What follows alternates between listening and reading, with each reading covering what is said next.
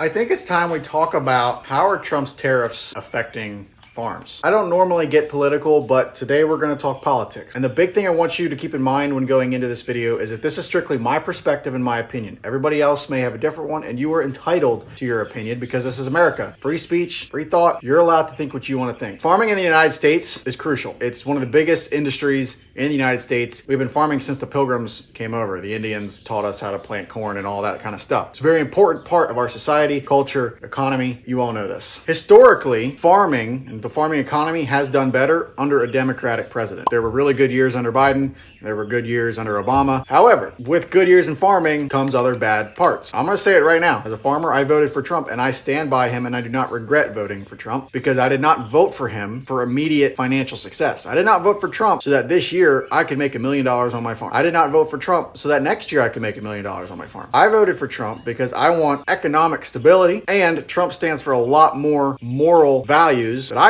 believe in than Biden did. I believe that Biden was completely off his rocker with so many of the ideas that he was pushing. There's too many people out here that vote and are swayed by get-rich-quick schemes. They think, oh, I'm going to vote the way, or I need to do the thing that's going to get me the most money fast. However, there are a lot of things happening currently that you are probably aware of as farmers and just people who watch the news that we should talk about. And that question is, how is Trump affecting farmers? Number one, Trump is withholding some subsidy funds from farmers that were promised by the government. I don't know exactly if Biden is the one that promised them and then Trump is withholding them, or what's going on there. I wasn't gonna get any subsidies. I believe it's something you have to sign up for. On another hand, I don't want the government to have to bail me out. That's a failing business model. I'm not gonna run my business on the hope that I get a government subsidy check. Yes, government subsidy checks are good. And if I got one in the mail, I would reinvest it into the farm, but I do not want that to be the normal. And it's been the normal for so long. It's been the normal that we need government subsidy checks to stimulate farms to keep things rolling. I don't like it. I hate the idea of it. That's where I stand. The big thing happening in the news right now, though, is tariffs. Trump is imposing tariffs specifically on China, some on Canada, and something about Mexico too. I think it has something to do with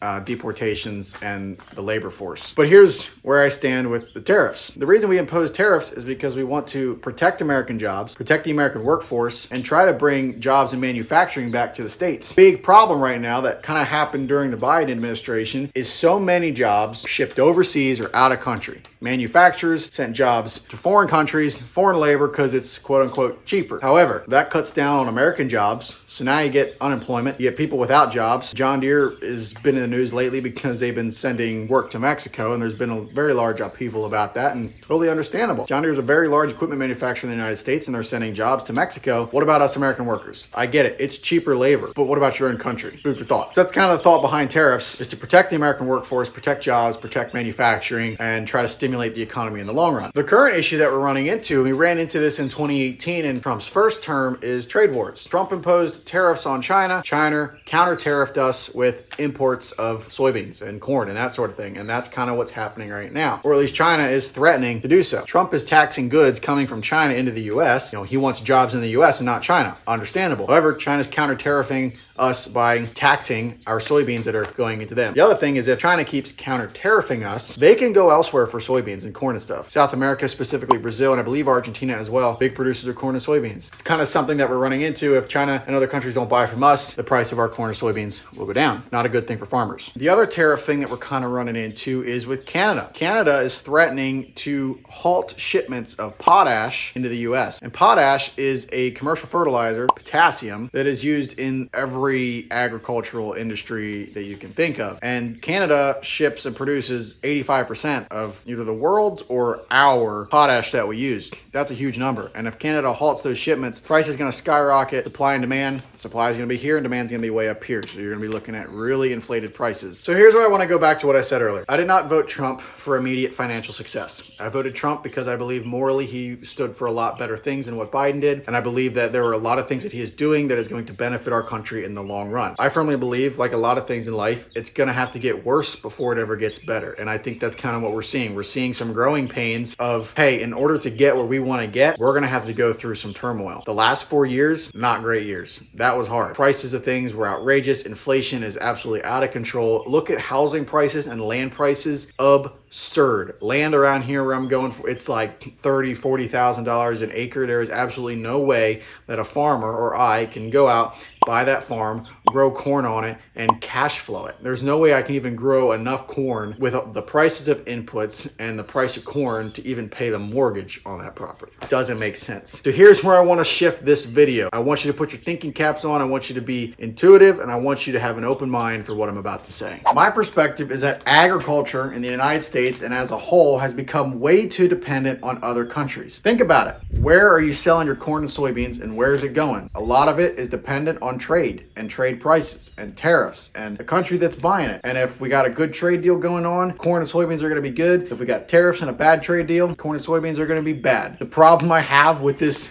business model is so many people think it's just normal to go out and borrow $1 million every single year, $100,000, couple $100,000, whatever it may be, at interest, hope on a whim and a prayer that they grow enough corn and soybeans to make their payments and pay the bank note. And if they don't, well, they got to put something up as collateral. Before you know it, all your family farms are falling apart and they're selling out, which is happening all over across the country. And now we're in just a financial farming crisis. That's what's happening. Why do we keep doing this? Why do we think that it is normal to go out and borrow so much money and hope and pray that things work out? If that was any other business, you would be called crazy. If Walmart went out and bought all of their goods at a retail price and then sold them at a wholesale price, they would have went out of business decades ago. It does not make sense financially, and it's a horrible business model. Yes, trade is important. It's important to have trade deals with other countries. It's important to have allies. It's important from a diplomatic standpoint. We need to have relationships with other countries because come time of, say, a famine happens, a drought, something happens where you need aid from another country, it's important to have that. The problem is we get to a point where if we are so focused on helping every other country and we ignore everything in our own country, that's bad. And that's where we're at. That's what the Biden administration was doing. You cannot deny it. So much money and funds and taxpayer dollars, your money that you paid, even you farmers who are paying banknotes and all this Social Security, all your tax money that you got taxed on and all that stuff was going to some stupid thing in another country. Go to Doge, look up all the things and the programs and aid packages that we send to other countries. Look how there is so much absurd stuff in there. It ticked me off when I saw it because I was like, are you serious? The money that I am spending and giving to the government interest free is being spent on that? So while trade deals are important for, again, diplomatic reasons, we need to kind of take a step back and think, okay, we as Americans, we grow a lot of food. What if, crazy thought, what if instead of trying to farm the world and being the biggest farmer and have the biggest combine and having the greenest and reddest paint in the county, what if we took a step back? What if we scaled back? What if we said, you know what? No, I farm 3,000 acres, but I'm just going to cut back to 500 acres. And instead of growing corn and soybeans at wholesale prices, I'm going to start raising pasture-raised beef, chickens, eggs, pigs, homesteading. And I want to start a little store. I'm going to sell it to a farm store down the road. And instead of making $50 an acre net profit, I'm going to start making $1,000 acre net profit. Do the numbers, do the research, and you'll see that what I'm saying is true. Look up Joel Salatin. He's considered a crazy man by a lot of people because he does not farm the normal way. He farms against the grain. He does things differently. And you know what? It has worked for him. He's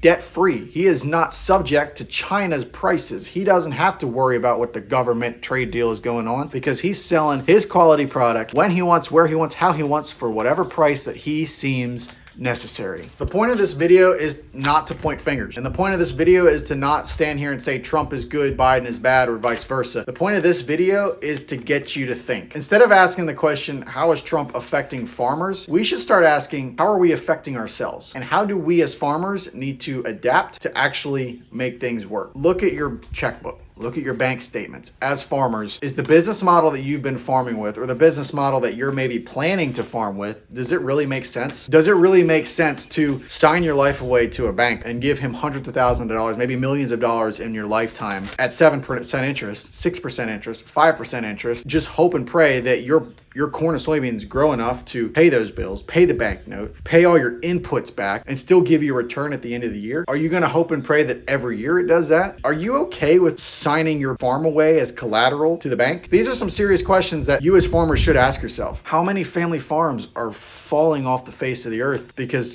finances just don't make sense anymore. The large commercial farm comes in and swoops the 100-acre dairy right off its feet because it can do that. But is this where we want to see agriculture going? Do we want to see agriculture become so centralized and industrialized that just like the beef market, there are 3 main packing plants in the United States that pack and distribute beef? But how many beef farms are there? All that beef, the millions of cattle in this country, the thousands and thousands of ranchers and cattle producers are selling their cattle at wholesale prices to packing plants who control every part of the process. Is that seriously how we want to continue agriculture in the United States? Or do we want to make a change? There have been people that have been trying to make changes for years. Joel Salatin, again, he did a thing. He went against the grain. He raises beef, grass-fed beef, sells it at his stand. He sells eggs at his stand, chicken, turkeys, pigs, all of these things at his own farm stand for his own prices, when he wants, where he wants, how he wants. And he makes full-time incomes for nearly 20 people on 1,000 acres. How many 1,000-acre corn and soybean farms can say that they provide an income, full-time income for 20 people? Not very many. I want you guys to think. I don't want to point fingers and say your farming is bad or your farming is good. I just want you to think. Is this the way that we want to keep farming, or do we want to start making a change? Is Trump really affecting us, or are we really putting our foot in our mouth whenever we listen to the banker and take out that money? Whenever we listen to the extension agent and we follow the quote-unquote good practices for good farming? Are we going to follow the seed salesman, the chemical salesman, all these things? This is the next best product. This is going to make you this much per acre, this much per acre. Or should we take a step back and be like, you know what? I'm tired of buying this product at retail and selling it wholesale. I'm sick of it. I'm going to take a step back and I'm going to start something different. Do you want to make a difference in your community? What happened to a farm fresh local? We need to bring that back. We need to bring healthy food back. We need to bring good food back. And we need to obviously bring back profit. Farming can be really lucrative, but it's been so desensitized to everybody that, oh, farming, you're a farmer, you ain't making any money. And I'm guilty of it too. I'll tell people I'm a farmer, I'm like, yeah, I'm a poor farmer, I don't really make much money. When in reality, farming can be really lucrative, but how many of us are doing it the wrong way? Now, I'm standing here asking myself these same questions. I was going through and writing the notes for this video, and I'm like, you know what? I need to ask myself these questions too. Is Trump really affecting me, or am I affecting myself with the decisions that I'm making for my farming because I think that they're normal? Are they normal? Or is it just what everybody else has done? If everybody else jumps off a cliff, does that mean I need to jump off a cliff too? No. So in the same way that I'm asking myself these questions and questioning society norms, so should you. Food for thought. Think about it. Mull over it. Maybe this video made a difference in your life. If it did, hit the subscribe button, leave a like, leave a comment if you have any thoughts. I know there are people that have already left plenty of comments probably, and probably some mean ones as well. And you know what? You're entitled to your opinion. I appreciate the engagement because it helps the channel out. So anyway, thank you for watching, and we'll see you in the next one.